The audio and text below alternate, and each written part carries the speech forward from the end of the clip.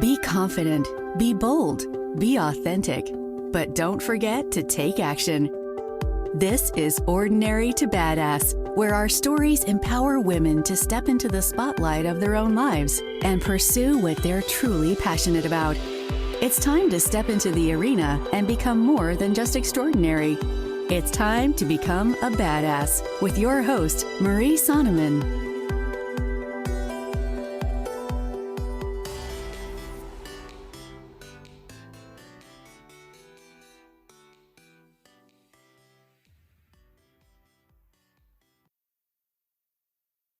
Welcome to Ordinary to Badass, episode number 119.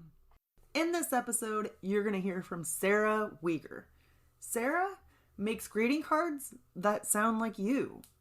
So Sarah and we talk about postpartum depression, how to get honest with yourself and how you feel, and being intentional with your time. Stay tuned, because I know that you're not going to want to miss this episode. It's so good. But first, if you're liking the Ordinary to Badass podcast, I would be so grateful if you headed over to iTunes and left a 5-star rating and review. Here's the thing. We get more people to this podcast when you leave a rating and review.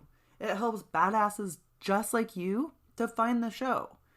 And then after you do leave that rating and review, screenshot it, send it to me on Instagram, or throw it in your Instagram stories and tag me at Ordinary to Badass. I would be so grateful.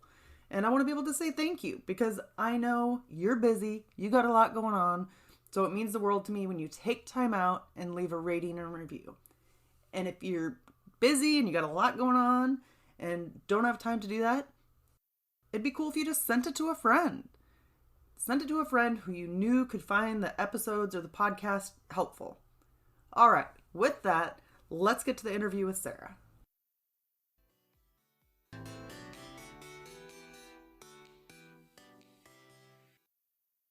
Welcome to Ordinary to Badass. Whether you're ordinary or badass, I'm glad you're here. Today's guest is Sarah Weeger. Sarah, thank you so much for being here. Excited to have you on the show. Thank you. I'm super excited for this too. So before we go any further, I've got to ask you, do you consider yourself ordinary or badass? I've been thinking about this question because I've heard it on your other episodes, and this might not be the conventional answer, but it's the one I've come to the conclusion with. And I feel like I am both. And I feel like I have to be both, that they go hand in hand. I think that we've kind of put this negative, connotation around the idea of being ordinary or being bland, or, that we don't stand out and that kind of thing. But I feel like we all can do a lot while being ordinary, and that sometimes you need to be ordinary. You have to do the ordinary work in order to be a badass. And so that's kind of, I think it's okay to be ordinary. And I know that might not go along with the entire mission of this podcast, but I feel that. And I look at it. So I look at those words as adjectives. And I also, that was that the first part of that answer is looking at them as adjectives. The second part of it is that I feel like ordinary, like being ordinary or being a badass or being both, they're adjectives as well. So ordinary to me, when I think about the times that I feel like ordinary and I feel kind of bland, like I'm not doing anything to stand out, in that moment, during those times, I feel like I just haven't actually done the work yet to look at myself and really look deeply and at length about what makes me stand out and what I can do to be a badass, to be unique, to be different. And so to me, being ordinary is kind of just like the result of not doing that work. And being a badass, I feel like I'm a badass. I feel like I'm living a badass life when I have done that work, and I'm really honed in on what makes me different, what makes me unique, what I have to offer the world to set me apart.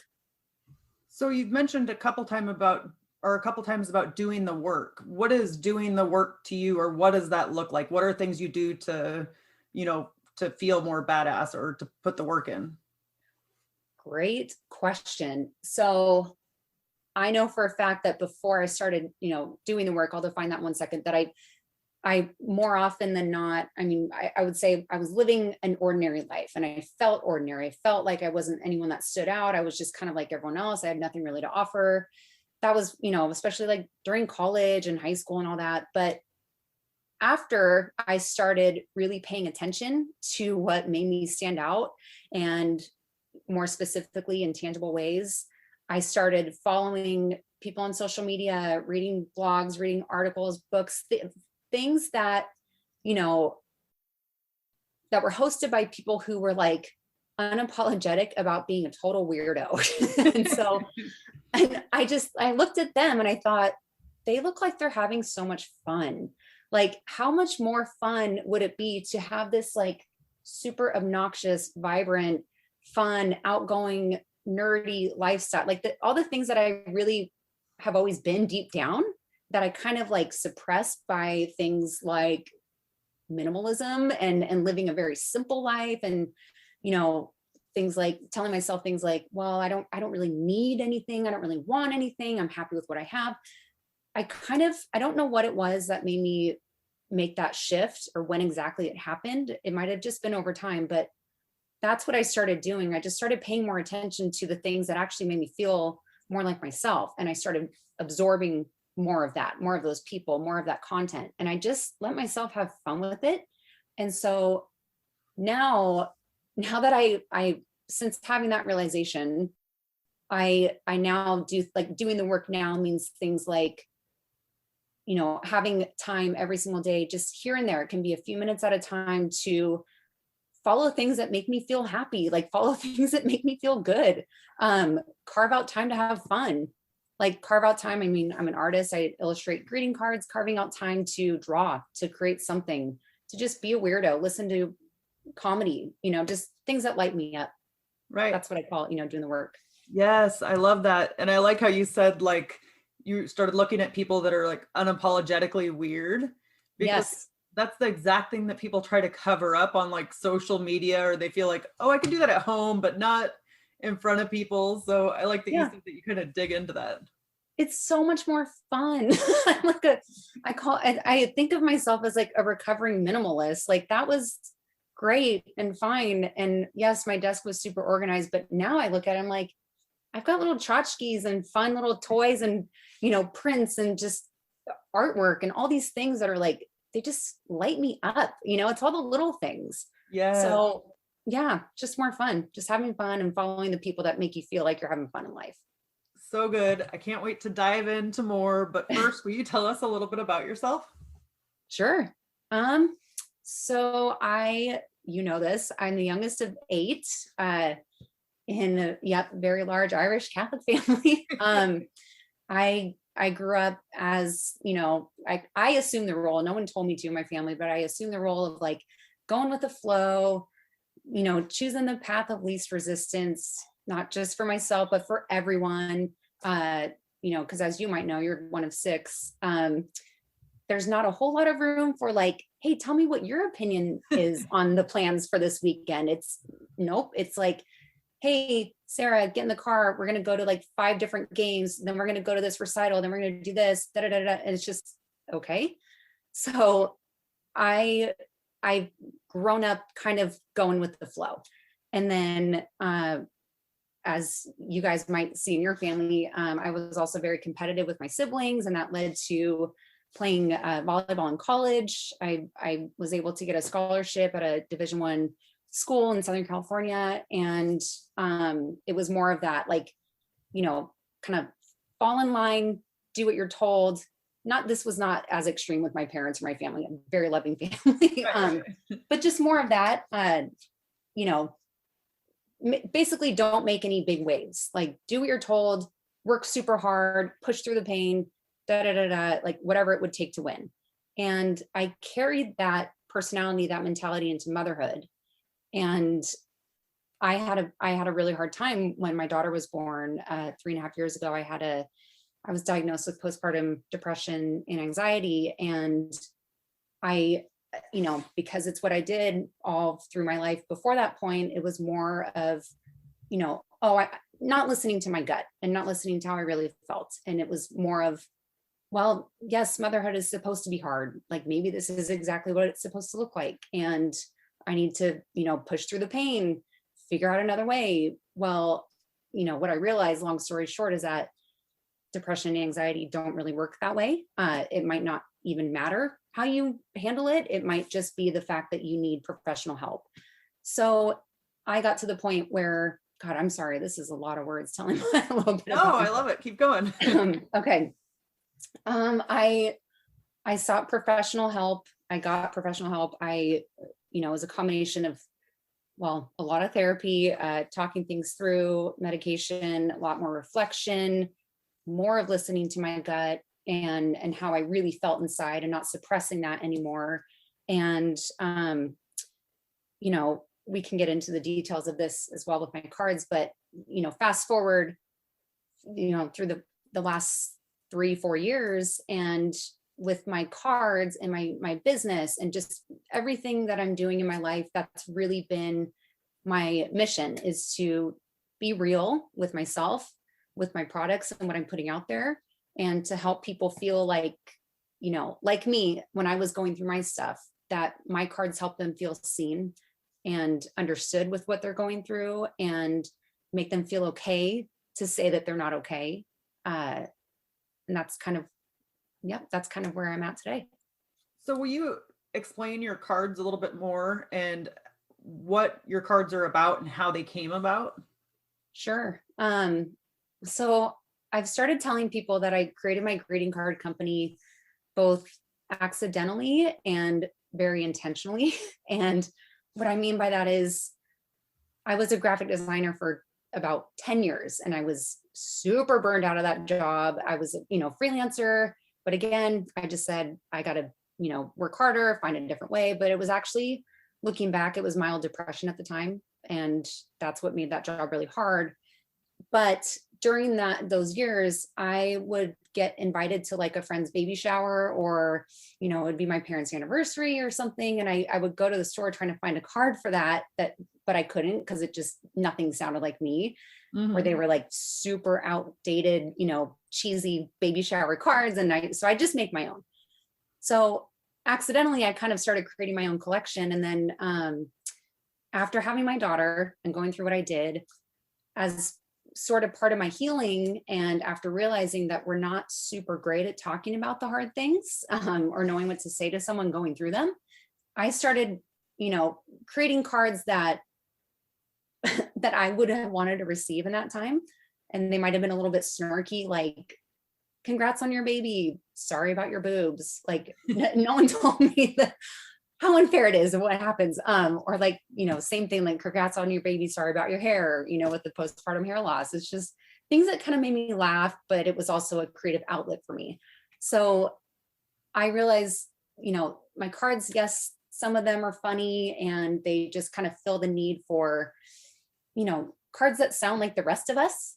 But they also, now I really, really love to focus in on cards for sucky, tough situations that sound genuine, that aren't cheesy and that aren't trying to like solve someone's problem. They're just, because I found we don't have nearly enough cards like that. So that's really my mission, is to meet people where they are in their struggle, ask them, what would you love to see or hear in a card that would make your day? And then designing cards specifically for those people. Oh, that's so cool. Because I think we get the same things over and over again, and it doesn't always, like, yes, don't get me wrong, the thought of giving somebody a card or getting a card, yes, that means something, but sometimes it's just, like you said, the same old blah, and it's kind of like, meh. Yeah. Or maybe it doesn't make you feel better, Right. And honestly, even though, like, we all, of course, know it's coming from a good place. I mean, the fact that someone took time out of their day to handwrite a card is amazing. But sometimes, like, that card might have unsolicited advice on it, and you're like, when you're depressed, it's not exactly the thing you want to hear when someone is like, make a list of things you're grateful for, or look on the bright side. It's like, no, that is not how this works. It's not that simple. Otherwise I wouldn't be going through this. Right. Thank you for making me feel worse about like not figuring out a way to get past it. It's like, no, that's not how it works. So I appreciate you saying that. It's, Yeah. yeah. Well, and I won't go all into this, but like I lost a loved one that was special to me, and everybody, oh, everything happens for a reason. Like, who does that make feel better? You know? Oh, Nobody? I'm sorry. No. Sometimes maybe that reason is that it's really shitty and it's a dumb idea, like whatever the reason is. Yes. Yes. And so, I could go off Yeah. on that. Yeah. Um, so to go back to like the postpartum depression and the anxiety that you felt, how did you go to get help? Because I know a lot of times we struggle with it, but then we think we can figure it out on our own. But what was the step, or why did you decide to go get help? Good question. And I wish that I never went through it, but now that I have, I love talking about it because it's so important. So I appreciate you asking. I accidentally got help in a way. So when I was going through my stuff, I had someone very close to me who was, they had actually, they were going through an addiction problem and they had relapsed. And before I was diagnosed, this was only like days before I was diagnosed with my stuff. When they relapsed, I thought, I kind of venting to my husband, I thought, like, I said, of course this happened because they like at the time that person wasn't able to talk about it. Anytime I checked in with them and asked how they were, it was like, I'm fine, everything's great, and then that happened. And in a rant, kind of venting and just sad and frustrated, I said, like, how is this person ever going to get past this thing if they can't even acknowledge that it exists and that it's there? And so then, a week later, I get diagnosed, and part of me is like, fuck, and now I need to either like, I don't want to be a total hypocrite.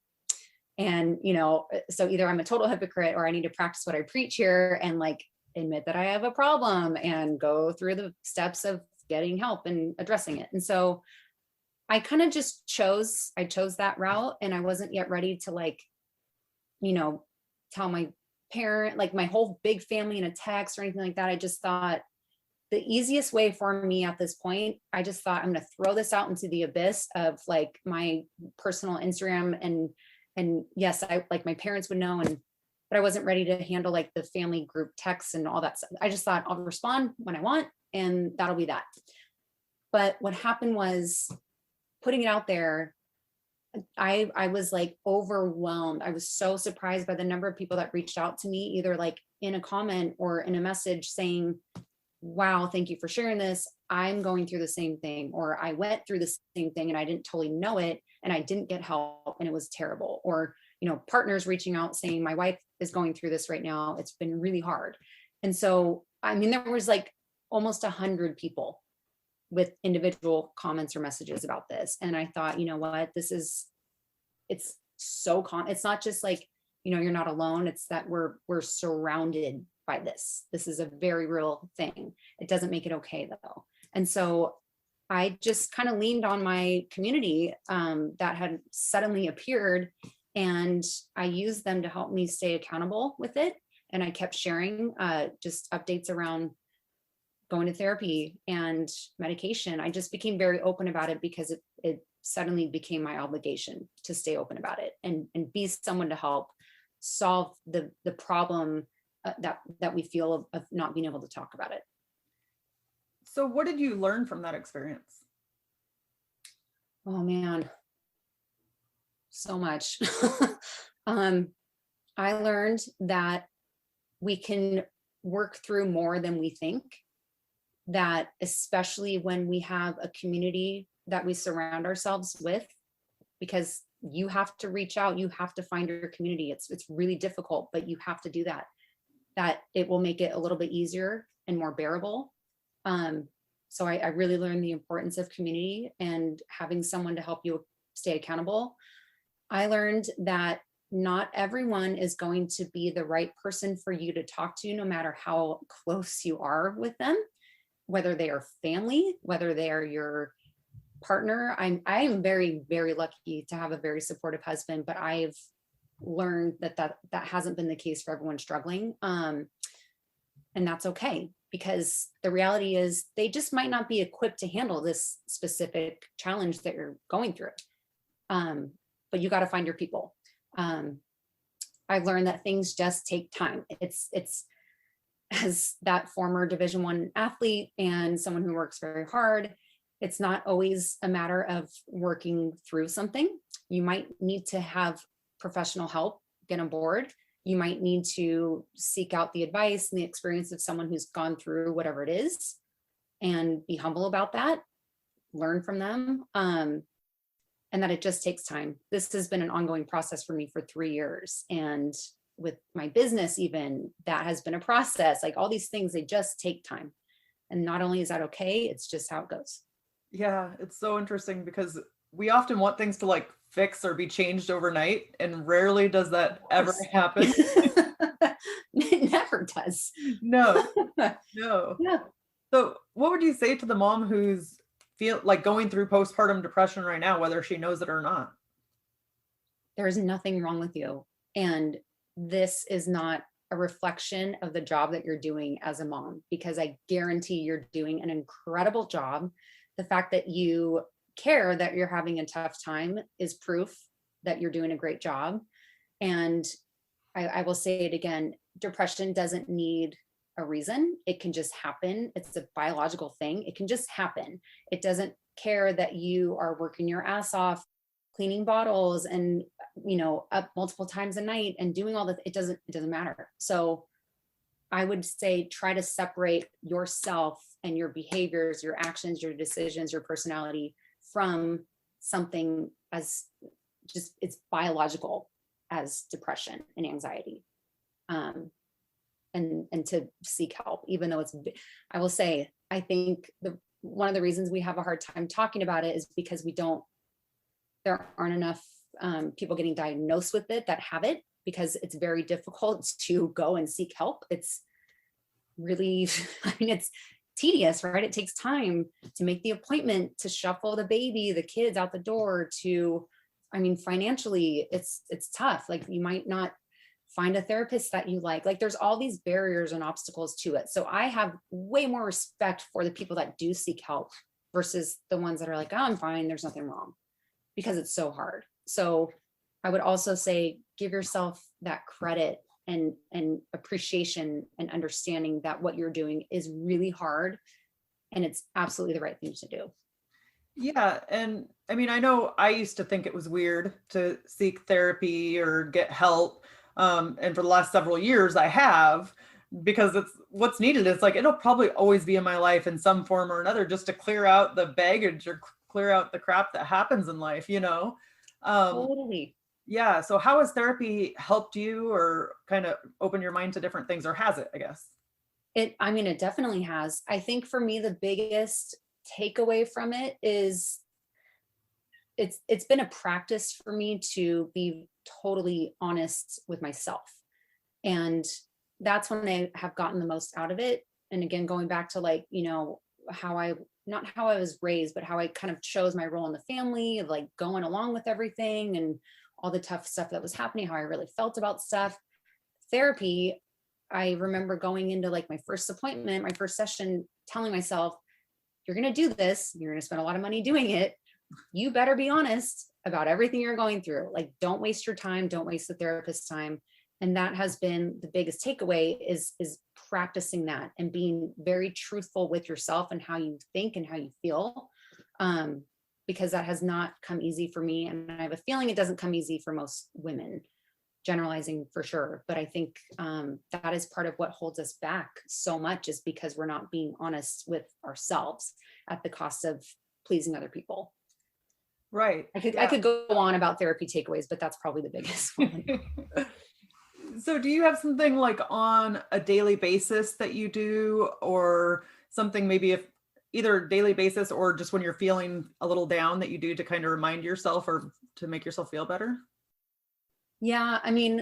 So I could be 1,000 times better about this and doing it consistently, but it kind of, adds on to what I just said about being honest with myself. The first thing that I do when I start feeling off, and when I've learned that if you're feeling off, like really down for 2 weeks and you've tried everything to get out of it, then you have an actual problem that you might need to, get a professional's help with.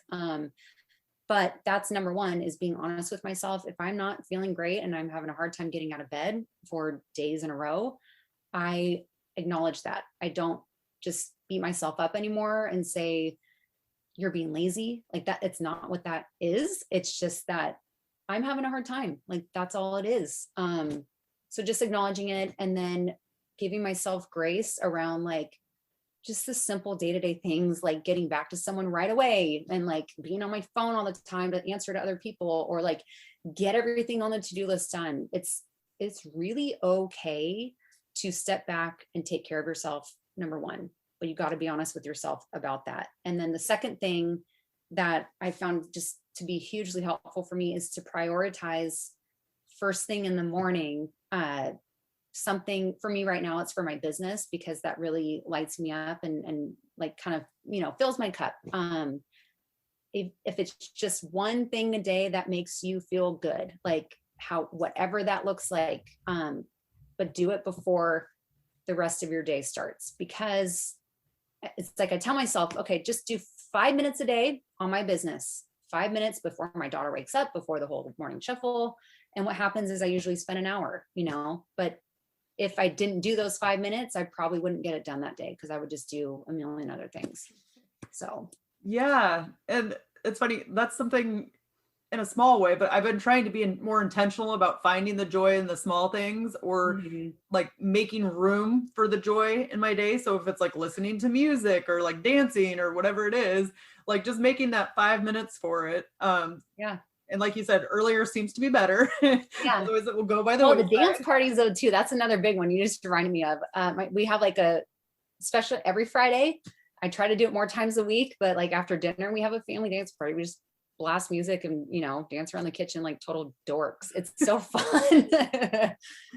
I swear to you, there's nothing that there's like no bad mood, unless you're depressed, that like a dance party can't get you out of. Yes. No. And just like you, I do it on Fridays. I watch my nephews on Fridays. So every Friday it's a dance party. Turn on Alexa. That's awesome. So how do you find time for, family life and your business, and how do you prioritize it all? I don't prioritize it. I'm terrible at it. I mean, I am trying my best I have a tendency to like wearing myself to the ground.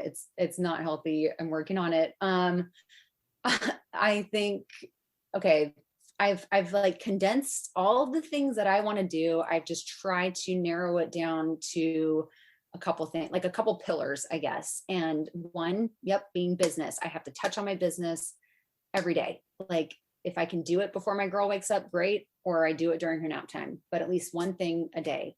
And then I've kind of made it my rule to cut all the things off when dinner time hits.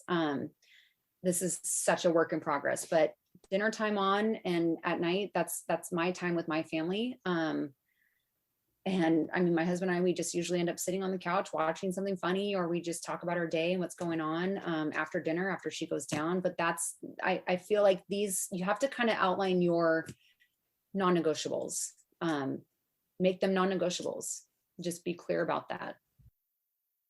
So it sounds like you're very intentional about your family time. Mm-hmm. Is that because you're making it a priority, or do you set certain times that you do certain things, or why do you think that is? Well, I think even just recently, like honestly, within the past couple months, I've had a couple of things have happened where I just realize how precious our life is and how precious our time on this earth is. And it's just, I think it's looking at how you're spending your time currently. And again, being very honest with, is that a good use of your time or not? Like, are you getting value from this thing or not? And if I fast forward to, the end of my life and I find myself like on my deathbed, am I going to be like happy with how I made those decisions? Am I going to be proud of myself for the decisions that I made and how I spend my time?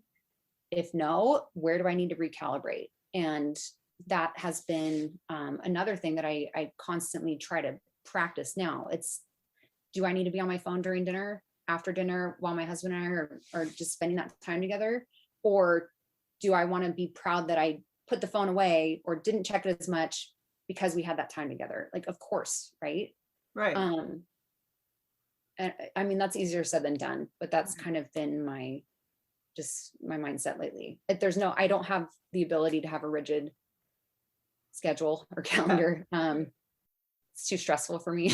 And I think everybody does things differently, and what might work for me won't work for you, and vice versa, Mhm. but it's important to know like different people, what works for them, because again, Yeah. I could say something on the podcast and people are like, that doesn't work for me at all. So Yeah. it's just kind Yeah. of tweaking or Yeah. hearing what you say and then maybe tweaking it and adjusting how it would work for you.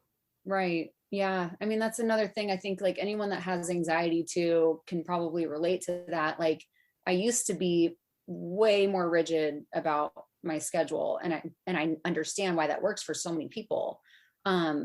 I tend to get really wound up and I beat myself up if I'm not following that thing and I'm missing an appointment or I'm not checking that thing off my to-do list. So I've learned that about myself. And that's why I just have like, kind of these pillars of, okay, business, like momming, being a good mom, doing all the mom things, and time with my husband, our family time after dinner. Like that's really it. Right. So Yeah. do you ever struggle with mom guilt, and how do you deal with Oh that? my God. Yeah. All the time. I have to say, I have been very fortunate, with my family's been fortunate with my husband's job. I haven't had to have like the typical 9-to-5 job. I've been able to, be my daughter's primary caregiver. And like my husband and I, it's been the three of us, especially during the pandemic. I haven't had to manage homeschooling. She's in an outdoor preschool now, but she's not old enough to be at school. I haven't had my job while momming her, so I've been very fortunate. I still though constantly am like wondering if I'm doing enough as a mom, or I know for a fact I could be doing more with my business. Of course. And so it's just like going back to just slowing shit down and taking inventory of like, okay, this is knowing those lives are so much more different. Like all the people are telling you, like, do this, do that. It's like, that's great for them. But my life, realistically, if these things are important to me, how can I realistically make sure I'm doing the best that I can at those things? It's just constantly like checking in, reevaluating, and recalibrating. Yeah. And it sounds like you're kind of looking at your values and the things that are important to you, and then just finding a way to be intentional about those things. Yeah. Yeah. So, Sarah, something we often talk about on the OTB podcast is about confidence and mindset. Do you have anything that you do that can help us improve our confidence or mindset? I'm going to steal from Kathy Heller on this one because, oh man, she just hit the nail on the head with it. Confidence follows action, and action follows courage. And I think she is absolutely right that typically we just need 20 seconds of courage to, trigger that action. And the more we act, the more confidence we'll have, because we'll just have that experience gained over and over and over. I have struggled with confidence issues most of my life, especially like through college. And I would just say even up through the last couple years, I think becoming a mom has helped me shift that because it's forced me to do that work. And I think the confidence has followed for me. The action for me has been, again, like I'm going to drill this into everyone listening, be honest with yourself and how you feel.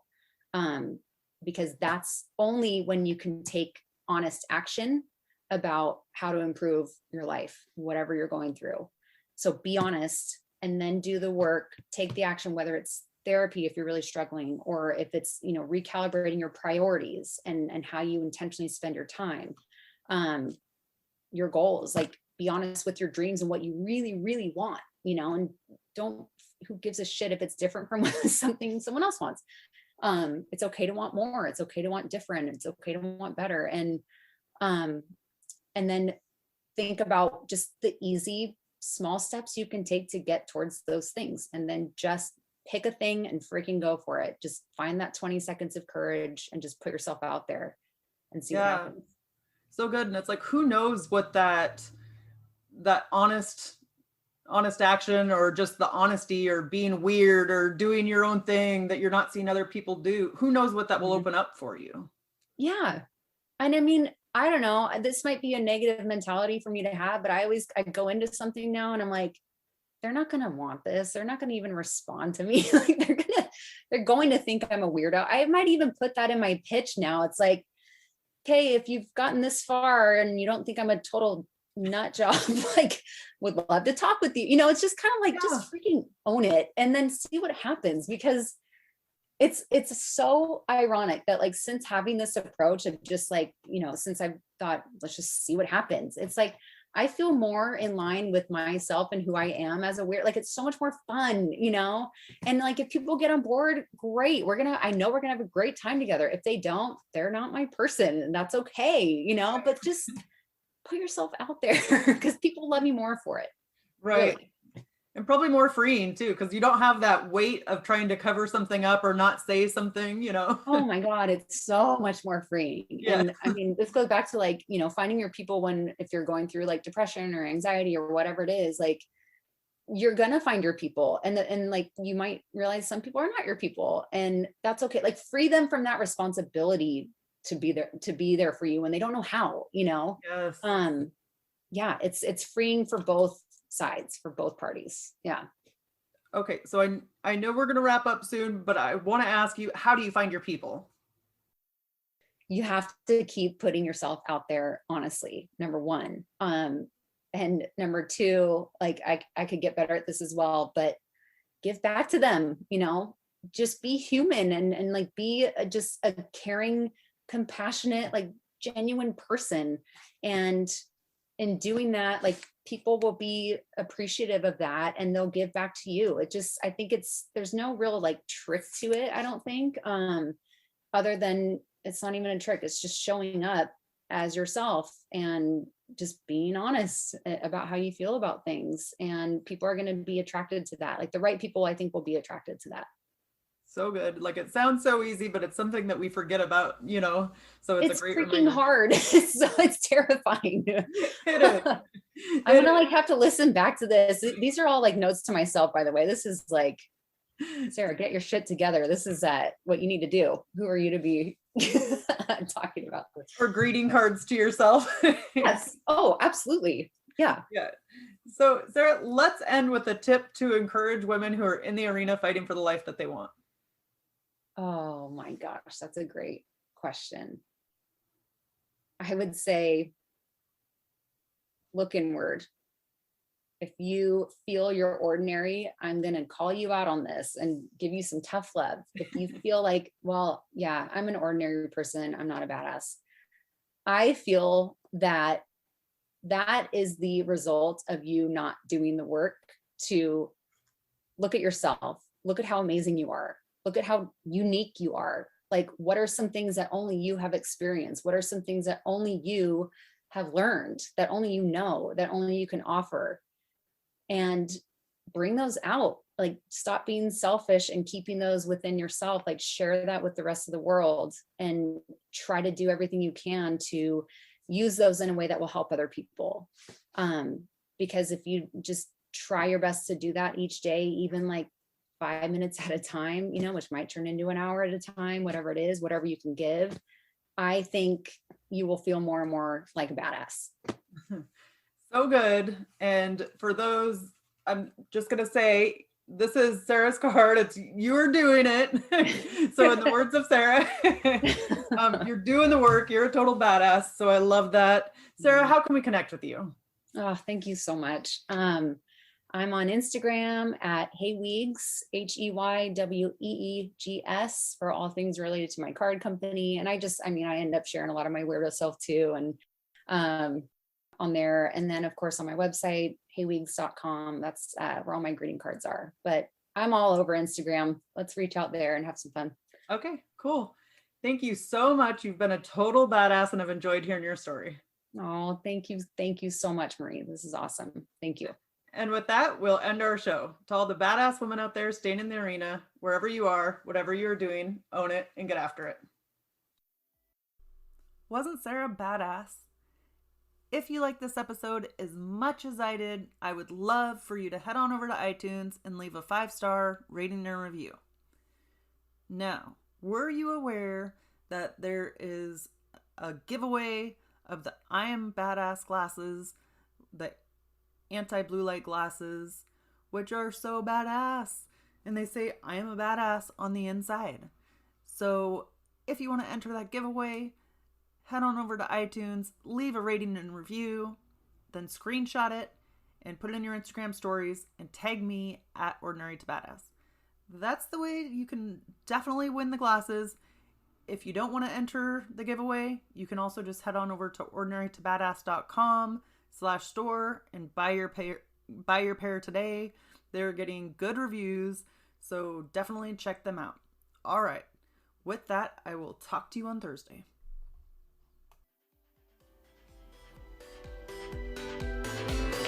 Now that you've listened to this episode of Ordinary to Badass, we want to hear from you. Go to our website, ordinarytobadass.com/podcast, and submit your own experience on how you took your life from ordinary to badass and get the chance to be on a future spotlight episode of the show.